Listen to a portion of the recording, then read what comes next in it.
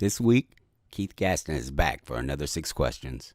We talk about feeling better about being indie, his childlike imagination, and his newest project, Going Knowhere, now on Kickstarter. DJ Prime, play the music.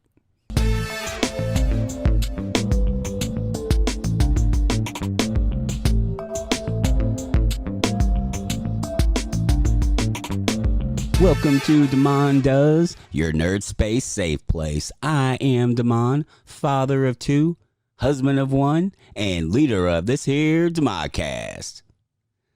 Last time we talked to my next guest, he told us how he got his start writing by making comic books as a kid, and is back to complete the circle with his upcoming book, Going Knowhere, currently in Kickstarter. Ladies and gentlemen, or wherever you fit in the non-binary spectrum, please welcome back Keith Gaston. Yay! Yay! Glad to be here. Welcome back. Welcome back. How you doing today? I'm doing good. It's been a good day. I had to work today and just got off work and headed right into the interview. Outstanding. Well, I know you're busy, especially with the Kickstarter and everything. But thank you for taking time out to talk to a perfect stranger. Appreciate you. No problem. Before we get into the next 6 questions or another 6 questions, I need to come up with a name for that segment. I have 2 questions. Number 1, where would you like to be found on the internet? Well, you can find me on Facebook. You can also find me on Instagram, and you can find me on Threads. I'm no longer on Twitter. And I have a website, Threat Level Comic. Awesome. My second question, what's happened since we last talked? Well, I've been working on a few comics and some, novels, but not a full novel. I've been writing short stories and including it into collections. That's been fun. As far as comics, I've come out with A Crowbar and a Hammer, Forest Moon, which is an adaptation of my Forest Moon character novels, and Going Knowhere, which is going on now on Kickstarter. All right, Keith, are you ready to answer another 6 questions? Let's do it.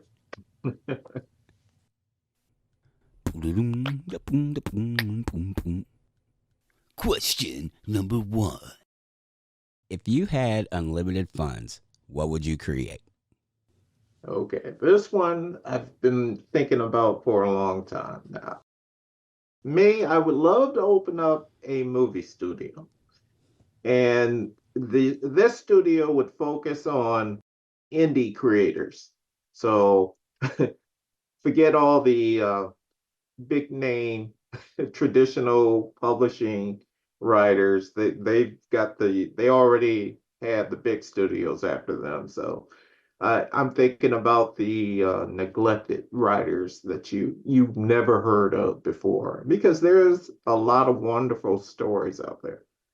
I would love to see a ton of them on screen or on television. And the studio would also include a animation studio, of course. Same rules. It would have to be focused on indie creations.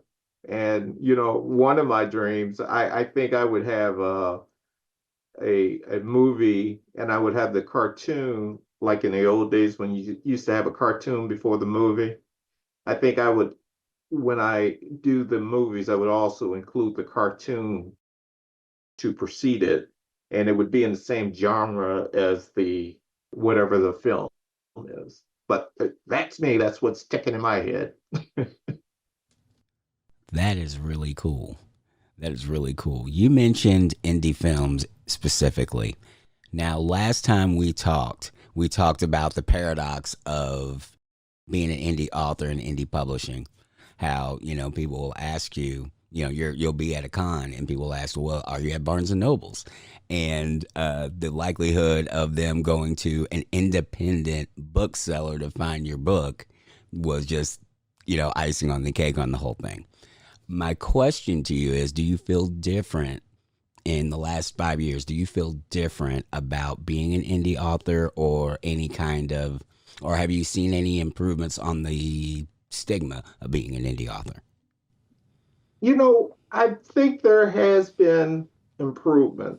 I see a lot of people, speaking of indie authors, and a lot of traditional authors as well, have been jumping into the indie pool. So now I think social media might have something to do with it, because we have these influencers, and they used to take, for example, you have a major movie coming out, and you'll see one of these influencers on the trailer with the major star of that movie. So the landscape is changing, I believe. Where people used to just ignore the indie, they're now looking towards them. And a lot of indie authors are actually, becoming more popular. You're starting to hear their names. And especially in the comic books, you have quite a few of these comic books that are coming out from the indie market, and they're really starting to get very popular. Is the barrier of entry lower for comic books versus other forms of media? No. Actually, people are probably a little harder on the comic book industry, because a lot of it is visual. Sometimes they'll look at the art, and it's great art, but it's not what they're accustomed to, and they would just blow it off, won't even give it a chance. While others will see the art, see the creativity in it, pick it up and realize, hey, this is a gem. So, but there's still a lot of people, they're used to Marvel or DC Image, and it's hard for them to just pull away from those markets, those areas, because, for example, I understand a little bit, because they spend their money and they buy 10 Marvel comics, they buy 10 DC, and then now they're interested in this indie book, but they don't have the money because they just spent it on Marvel and DC. A lot of it's not that they don't care, it's just that right now they're not motivated to spend that money on the indie books.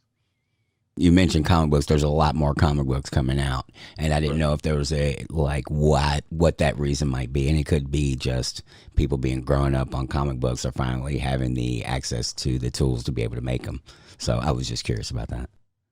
It's part of that, because it's not really the tools, it's money at Mm. this point, because it costs a lot to have the artist, you have the art, and you have the lettering, and you have the color. It's costly. You're looking from somewhere between 2,000 to $10,000 to make maybe a 36-page comic book. It is costly. That's why crowdfunding is crucial to comic creation.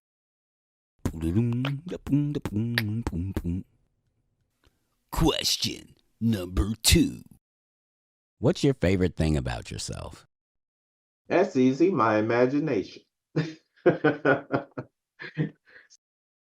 It's always going. I'm always inspired by whatever I'm looking at or whatever I hear. My imagination is probably my favorite aspect of myself.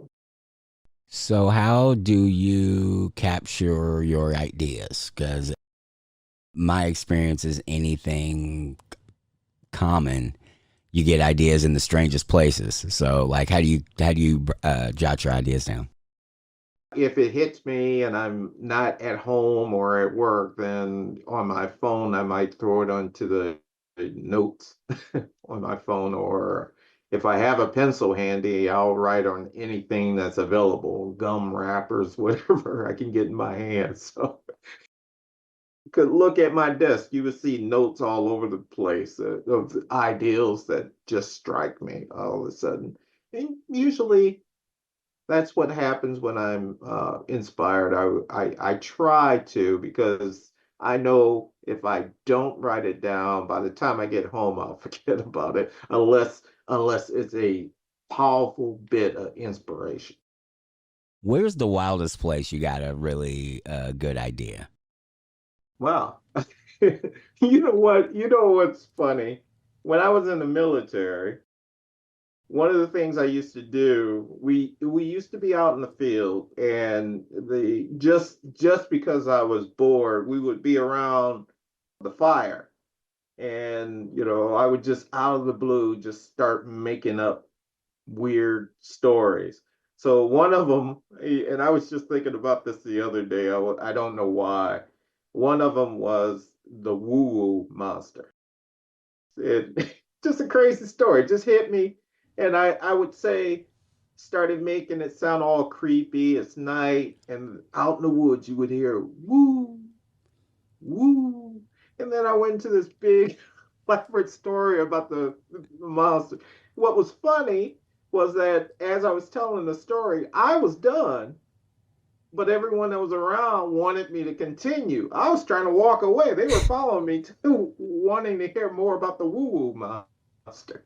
I was like, okay. That's awesome. You have a real gift, man. That's really cool. So crazy imagination.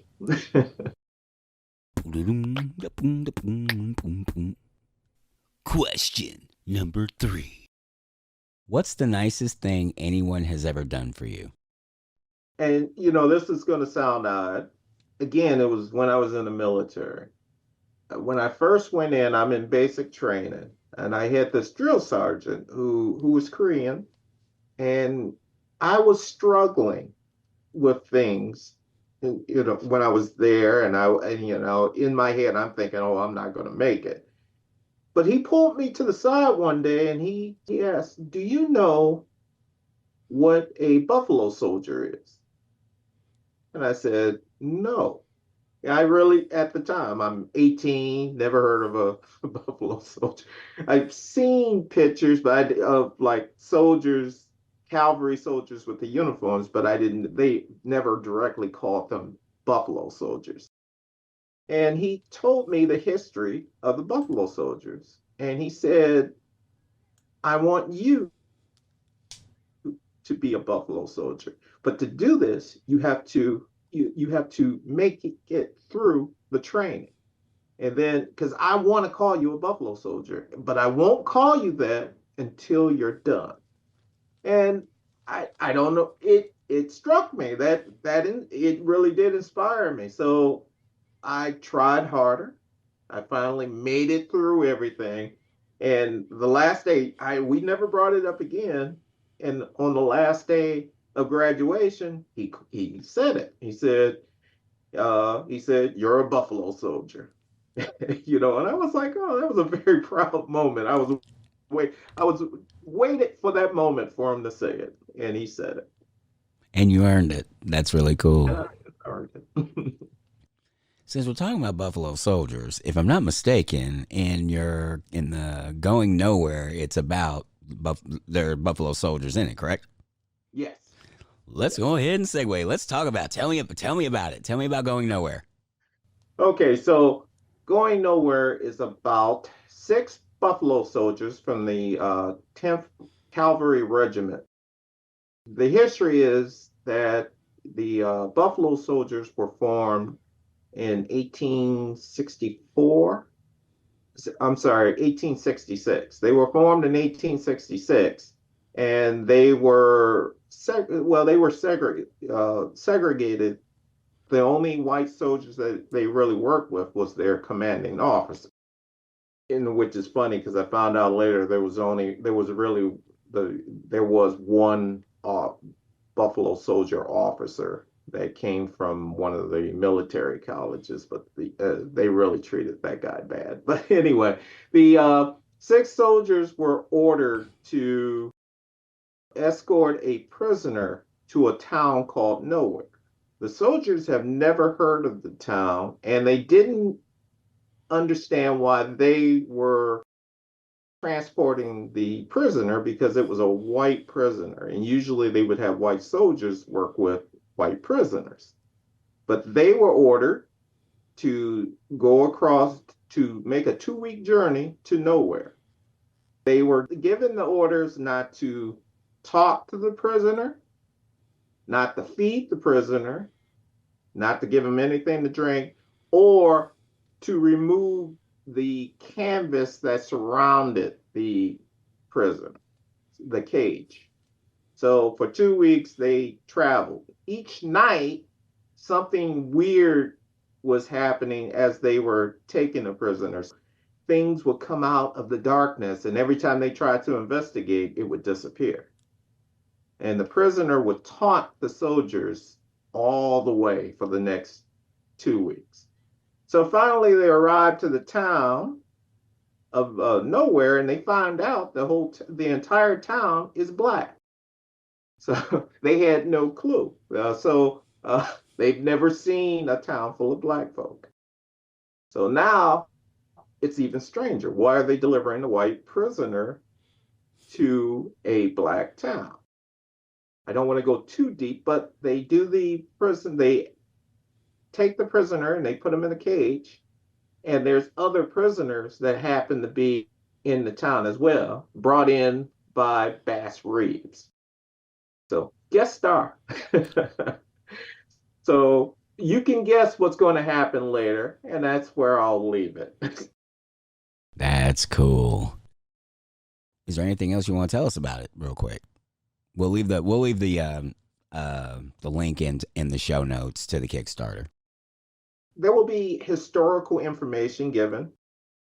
I've learned from selling comic books. I would be at a convention, and someone would always come to the table and start asking, "So, what can I learn from this? What historical aspect can your book give me?" And I was thinking, that's a good point. Let me include some history in the books for readers, because some, like myself, when I was talking about when I was 18, I didn't know what a Buffalo Soldier was. So, and I'm sure there's a lot of people who don't know about Buffalo Soldiers. They probably don't know about the Freeman Towns, which is the town that was run by Black citizens. So I go into a little of that at the end of the story. So for people to be aware of that.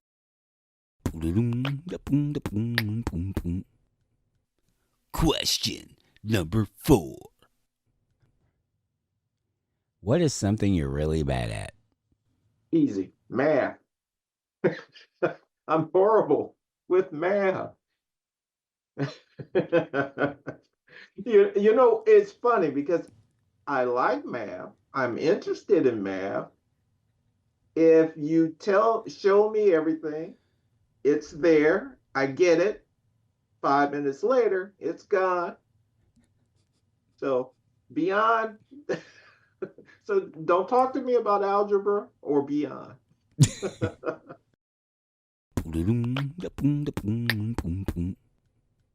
Question number 5. What's something you're proud of but never get to brag about? My inner child, that I'm still able to retain the inner child at my age today.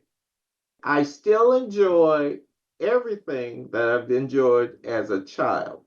Which is funny. I enjoy comic books. I still watch cartoons, science fiction, fantasy, and I still get excited about things when I see it. I could see Darth Vader telling Luke, "I'm your father," and I would still get excited about it. So, and thankfully, I have children because that brings me into those stories again, because now I get to experience it through them each time I bring them in. So It's funny because my son and I we were watching Aliens, and then we started Aliens 3. And I was seeing Aliens 3. Originally, I didn't like it when I first seen it because they killed off everybody, that survived in the previous movie. But, after 30 years, I have to let that go. So, so I'm watching it with my son and watching it through his eyes as we're going along. So I do appreciate that I still have that inner child in me, and I hope it never goes away. Question number 6. What's the one thing that you'd be disappointed if you never got to experience? I would say not seeing my characters on screen. You know what'll happen? I'll pass away, and then 2 years later, hey, Taurus Moon, the movie. So I would like to see it, and it doesn't have to even be live action. I would love to see animation. Hey, when for Going Nowhere, there's a little part of it that's animated that you can see on the Kickstarter campaign, and that I like looking at that. So it's a little bit of I'm seeing the characters move around, and it's showing the various characters in the town. So it was nice. Now, if we could just do the entire book like that, I would love it. That would be really cool. We got to start somewhere. Maybe there's somebody will hear this, and this will be the start of it. Let's manifest that. Let's speak that into existence. Right. If I can't start that animation studio, somebody else may. Why create? Why not create? I think that's in our nature is to create something, whether it be a plunger for a toilet or character for a story. Yeah, I think it's how we exist. It makes us go on by creating. Without creation, well, you can't create without an imagination. So they both go hand in hand, and I have an abundance of imagination. So I can't help but create. I love it. And on that note, thank you very much for coming back and answering another 6 questions. No, I had a lot of fun. I enjoyed this. Thank you once again for joining us, whether it's your first time or this time for the 6 questions. If you like the show, tell the world. Please jump on your podcast app and leave a 5-star review and tell your friends. That's the best way to grow the show, and more can join the conversation. And until next time, see it, hear it, speak it,